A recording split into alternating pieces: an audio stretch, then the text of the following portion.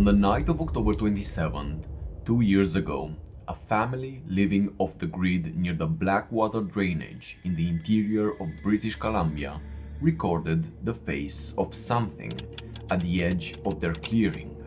They didn't know what they had, not that night and not for a while after. A close image of a face in the dark, too near, too still, staring straight back down the length of the clearing at the warm windows of their home. They thought at first that they had caught something, that the thing in the trees had made a mistake, had come too close to something it did not understand, had let itself be seen, and that they were the ones holding the proof of it. They had it exactly backwards, because you do not catch a thing like this.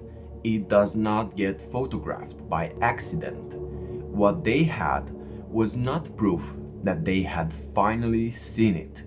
It was proof that it had finally decided to let them. And they had no idea that October night, standing in a warm cabin, looking at a face they couldn't explain, that they were not at the end of something. They were at the beginning of it. They had no idea it would cost them the youngest of them before the winter was out. They had no idea that the thing at the tree line had not come to be seen. It had come to choose. The family's name was Halvorsen. The father, Gordon, was 46. His older son, Eli, was 17. His younger son, Tomas, was 11. They had been leaving food at their tree line for 2 full seasons, scraps mostly, whatever came off the plates. It began as a way to keep bears away from the cabin, and it became something the family did without thinking about it, the way you leave a light on. By the following December, Tomas Halvorsen was gone. He walked out of the cabin one night in the middle of winter, past the woodpile, past the tree line, and into the dark of the clearing, and he was never recovered. No body, no tracks that led anywhere. The searchers gave it 3 weeks, and then they gave it up. The feeding stopped after that. By spring, the pile at the tree line was gone, and no one who was left will say who cleared it. Gordon Halvorsen sold the property inside a year and moved south, and to this day he will not talk about what happened out there. Not to the police, not to the people who live nearest to him, not to anyone.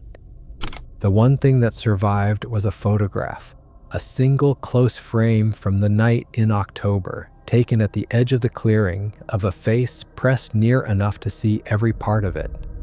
A wide, flat, almost human face. No muzzle. A heavy ridge of bone above the eyes, a broad, flattened nose, and 2 flat, wet, dark eyes that were not glancing at anything by accident. They were looking back. The person who kept that photograph and who kept the memory of everything that came after it is the older brother.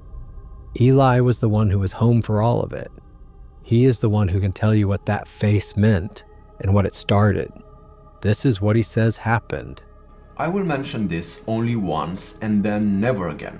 I have started a channel membership for anyone kind enough to support me in doing these videos. In turn, I will post private members-only videos on topics you will choose and suggest via polls. Thank you. We didn't move out there to be strange. That's the first thing I want people to understand. My dad wasn't a survivalist. He wasn't hiding from anything.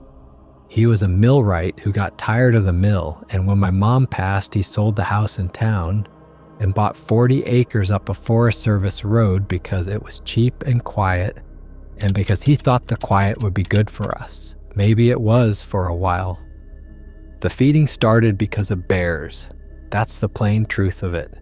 The first fall we were up there, we had a black bear come right up onto the porch after the smell of dinner, and my dad, instead of doing the sensible thing, started carrying the scraps out to the tree line every evening so the bear would stop at the edge of the trees and not come to the house. It worked, is the thing. The bear stopped coming to the porch. And so my dad kept doing it every night, out to the same flat spot at the edge of the clearing where the grass ran into the timber.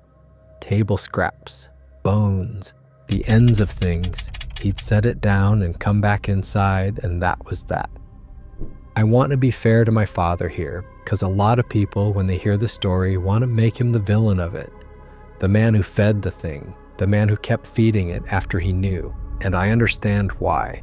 But you have to understand what it's like to live that far out, in that much quiet, with 2 boys and no wife and 40 acres of dark timber at your back. You take comfort where you find it. And there's a strange comfort, I think, in the ritual of it, in walking out every evening at dusk and setting something down at the edge of your land, like you're keeping a peace with the woods. Like the woods, and you have an understanding. My dad wasn't a fool. He was a lonely man who found a small nightly thing to do that made the dark feel less like an enemy. That's the trap of it, though, isn't it? The thing that makes the dark feel less like an enemy is the thing that teaches the dark exactly where you live. Tomas was the one who noticed it wasn't always a bear. He was 9 when it started and 11 at the end. And he was the kind of kid who watched things. He'd sit at the back window for an hour without saying anything, just looking at the tree line. And then he'd come to the table and tell you something he'd seen that you didn't believe. He told me that second fall that the thing coming for the food at night wasn't walking on 4 legs. I laughed at him. I want that on the record, too. I laughed at my little brother and I told him he'd seen a bear stand up, because bears do that. They stand up to smell the air. And he got that stubborn look he had and he said no. He said it stood up and it stayed up. He said it walked back into the trees the way a man walks, on 2 legs the whole way until the dark took it. I told him he was dreaming. That was the bet. That was the whole reason any of this got looked at closely. Him and me, we made a stupid bet the way brothers do. He said it walked on 2 legs, and I said it didn't, and we decided we'd settle it. And settling it meant one of us was going to be right, and one of us was going to be wrong. I have thought about that bet more than I have thought about anything else in my life. Because a bet is a small thing between 2 people who love each other. It's a way of saying, I know you better than you know yourself. And it's said with affection, even when it's said with a stubborn face across a kitchen table. That's all it was. 2 brothers who couldn't agree on what was walking out of the dark for their father's scraps, and who decided, the way boys decide things, that the way to settle it was to find out. I have wished 1,000 times that we had just let it be. That I'd let my little brother believe whatever he wanted to believe about a thing in the trees and never gone looking to prove him wrong. Because when you go looking for a thing, sometimes what you find is that the thing has been looking back at you the whole time and was only waiting for you to notice. I didn't understand that then. You don't at 17. You think the woods are a place you look at. You don't understand yet that some things in the woods are looking at you. For a while, there was nothing to settle. The food went every night. Something took it. We never saw what. You have to understand how the land sat. The cabin faced east, and the clearing ran out maybe 80 yards to the tree line. And past the tree line, it was black timber for miles. No neighbors, no lights. When the sun went down out there, the dark was total. The kind of dark that town people don't know exists. And the tree line at the far edge of the clearing became a wall you couldn't see past, no matter how long you stared. And I did stare. After Tomas started in with the 2 legs thing, I stared at that tree line every night for weeks. The food kept going. The dog got strange about it. We had an old shepherd cross named Bishop who slept by the stove, and Bishop started refusing to go out after dark that fall. He'd stand at the door and he'd whine and he wouldn't cross the porch, and if you pushed him out, he'd stand on the boards with his hackles up, facing the clearing, not moving, until you let him back in. My dad said it was a bear. He said it a lot. A bear in the area, that's all. Nothing to it. but he said it the way you say a thing you're trying to make true by repeating it, and I noticed that even then. The night of the face was the 27th of October. I'm not going to spend a long time on how we got the picture because it doesn't matter to what happened after. And because talking about it feels like a way of avoiding the part that matters. What matters is the face. It came right up to the edge of the clearing that night, closer than it had ever come, and it put its face near enough that in the morning we could see all of it. And once you have seen a thing like that, you do not stop seeing it. I want to describe it the way I actually saw it, and not the way people want me to. It was not an animal. That is the thing I can't make anyone understand who wasn't standing where I was standing when I first looked at it. When you see a bear, or a cat, or a wolf, some old part of you knows what it's looking at. There's a category it drops into. This dropped into no category. The face was wide and flat, and it was almost a person's face. And the almost is the part that got into me and never left. There was no muzzle. Animals have a muzzle, a snout, a pushed forward mouth. This had a flat face like ours, and above the eyes there was a heavy shelf of bone, a brow that hung out over everything, and the nose was broad and pressed flat, and the skin of the face was gray-brown and creased and old-looking, weathered like something that had been outside its whole life. And the eyes were dark all the way through, and they were wet, and they caught the light, and they were not pointed at the food. They were pointed at the camera. They were pointed, if I'm honest, at us, at the house, at the warm windows across 80 yards of dark grass. It knew exactly where we were. That's what I understood looking at that face. Not that a creature had wandered by and been surprised into a photograph. The opposite. It had come to the edge of the light, and it had held still, and it had let itself be seen. It wanted us to know it was there. It had been coming to our tree line for 2 years, eating from my father's hand at a remove. And on that night, it decided we should look at it directly. I won the bet. Tomas was right, and I was wrong, and it didn't matter at all, because by then, neither of us wanted to have made it. I didn't sleep that night. I sat up with Bishop against the door, and I watched the tree line, and Bishop watched it too. And neither of us said what we were watching for.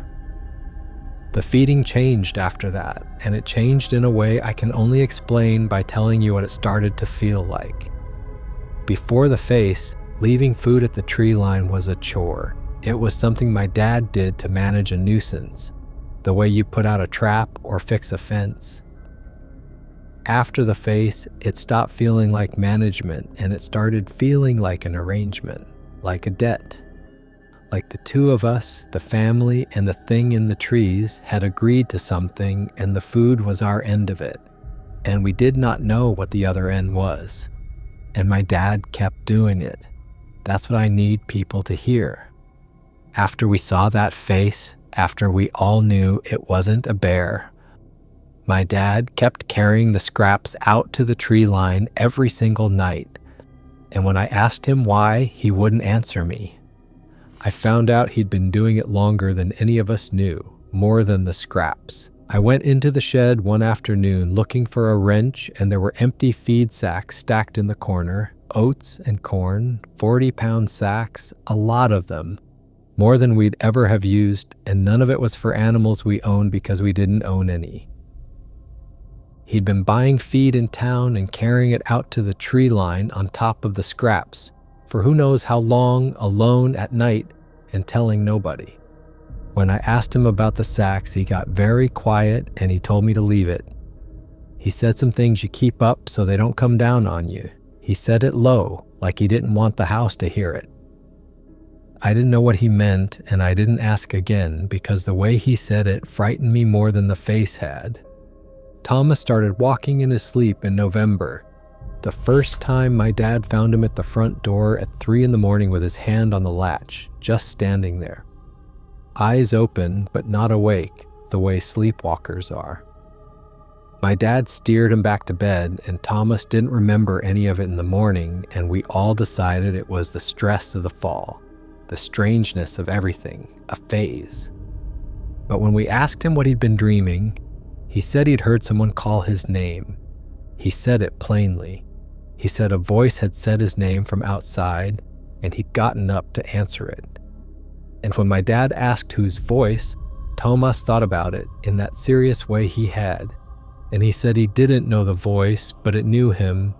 We told him it was a dream. We told him a lot of things were dreams that fall. It happened again 3 nights later, and then it stopped being something that happened once in a while and started being something that happened almost every night. The pattern of it was always the same, and that was the part that got under my skin. He never wandered. Sleepwalkers wander. I looked it up. They get up and drift around the house and do half tasks and end up somewhere strange. Tomas didn't drift. He got up and he went straight for the door every time, the shortest line from his bed to the outside, like something had drawn the path for him and he was only following it. He'd stand at the latch with his hand on it and his face turned toward the tree line, and if you took his arm and turned him around, he'd let you. But the second you let go, he'd turn back, slow and patient, and face the trees again. My dad started sleeping across the doorway, actually lying down on the floor in front of the door so that Tomas couldn't reach the latch without stepping on him. And it worked for a week until the night Tomas didn't go for the front door at all, and my dad woke up on the floor to find the boy standing at the back window instead, the one that faced the clearing, both hands flat on the cold glass, looking out at the dark. When we asked him in the mornings, he remembered a little more each time. At first it was just his name, then it was his name and a feeling that he had somewhere to be. Then it was his name and the somewhere, and the sense that the somewhere was not far, just past the trees, and that he was expected there, and that it was rude to keep something waiting that had waited so patiently for so long. He said that last part like it was reasonable, like being called out into the winter dark by a thing at the tree line was a kind of appointment, and he didn't want to be late for it. I stopped sleeping properly around then. I'd lie awake listening for the sound of my brother's feet on the floorboards, and some nights I'd hear them, that soft, deliberate walk toward the door, and I'd be up and out of bed and holding him before he got there. And every time, when I turned him around, his eyes were open and looking at me, and there was nobody home behind them. The food stopped disappearing in December, and that was almost worse than anything. For 2 years, the food had gone every night, clean, nothing left. And then one morning, my dad went out to the tree line to clear the old scraps and put down new, and the old scraps were still there, untouched. And next to them, set down in the flattened grass, was something that had not been there the night before. He wouldn't tell me what it was at first. He came back to the cabin gray in the face, and he sat down at the table, and he didn't say anything for a long time. When I got it out of him, what he said was that things had started being left for us. I'm not going to describe all of them. Some of it I've never told anyone. But I'll tell you the shape of it, because the shape is the part that matters.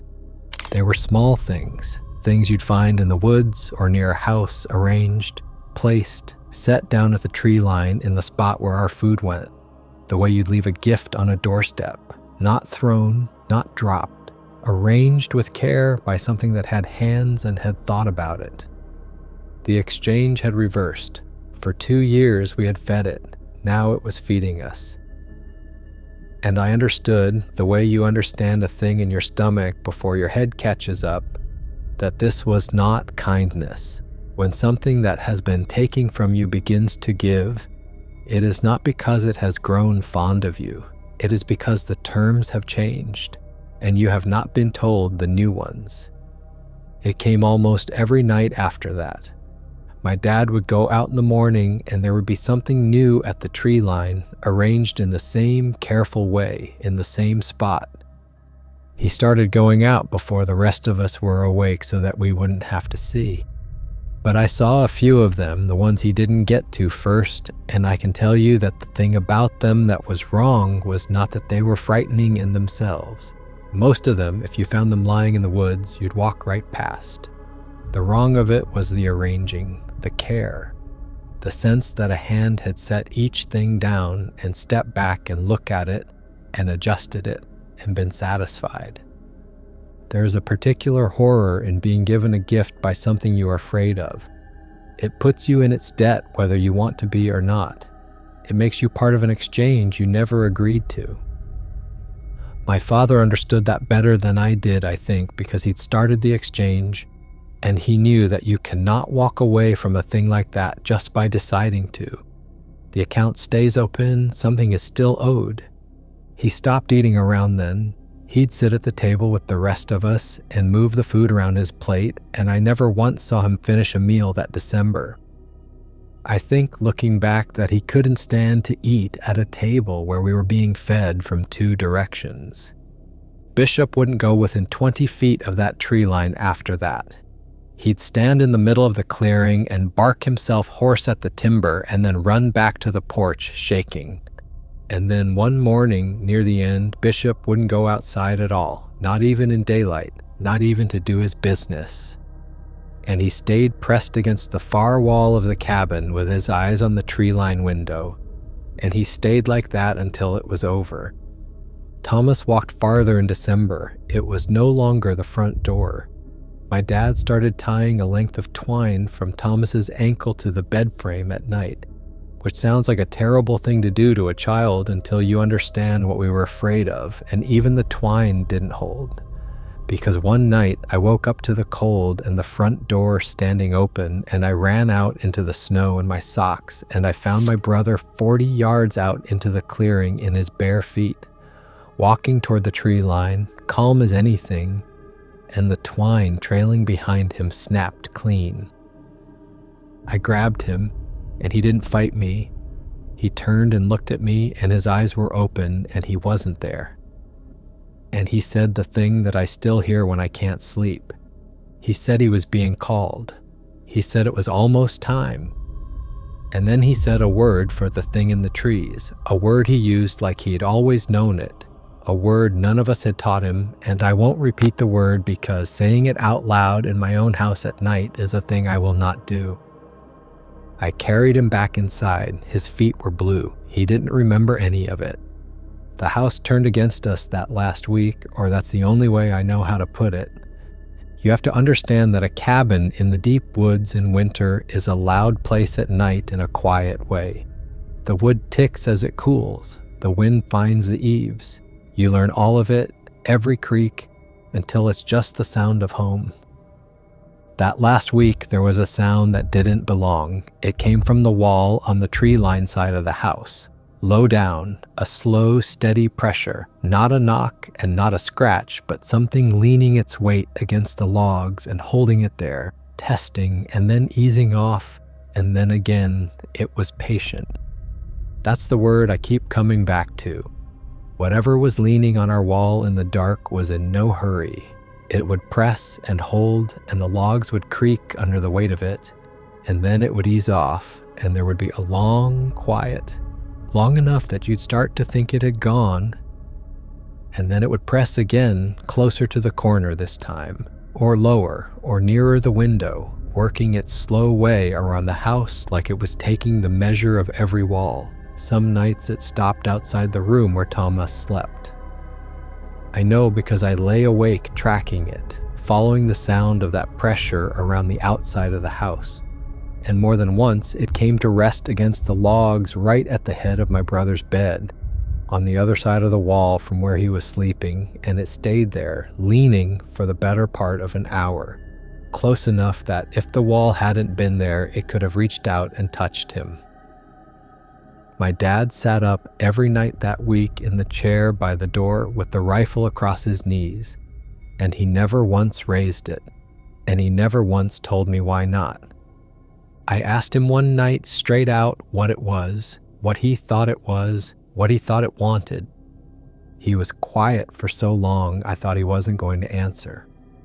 And then he said, very low, that he thought he had made a mistake a long time ago that he couldn't take back. He said that when you feed a thing for long enough, it stops being something you feed and starts being something you belong to. He said he thought it had chosen. And when I asked him chosen what, he looked at Tomas's door and he didn't have to say the rest. I have gone over that conversation 10,000 times. I don't think my father knew what the thing was any more than I did. But I think he understood in the way you understand a debt coming due, that the arrangement he'd started at the tree line had a second half he was never going to see the terms of until it was collected. The last night was still. That's the thing I remember most about it, the stillness. No sound at the wall, no wind. Bishop asleep and untroubled by the stove for the first time in weeks. And Tomas at supper, calm in a way that scared me more than any amount of crying would have. He'd been frightened for weeks, my little brother, waking up in the snow, tied to his bed, not understanding what was happening to him. And that last night, the fear was just gone. He ate his supper, he talked about ordinary things. He asked my dad a question about the truck, some ordinary boy question about whether we'd get snow tires before the road drifted in. And he laughed at something I said, a real laugh, the first one in a month. He seemed, if I'm honest, at peace, and I have never in my life been more afraid than I was watching my 11-year-old brother be at peace at that table. Because I'd gotten used to the fear I could work with. As long as he was scared, as long as he fought the twine and cried in the mornings and didn't want to go near the window, he was still ours, still fighting to stay on our side of the wall. The fear was him refusing. And that last night, the refusing had stopped.